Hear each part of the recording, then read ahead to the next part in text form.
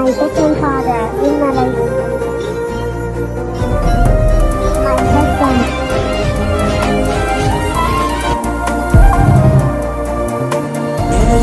అమ్మాయని అడిగా ఆనాడు తానే నా ప్రాణమ్మని తెలిసే ఈనాడు ನನ್ನೇ ಚೂಸೆನೆ ಏನೋ ನಿಮ್ ಪ್ರಕಾರ ಲವ್ ಅಂದ್ರೆ ಏನು?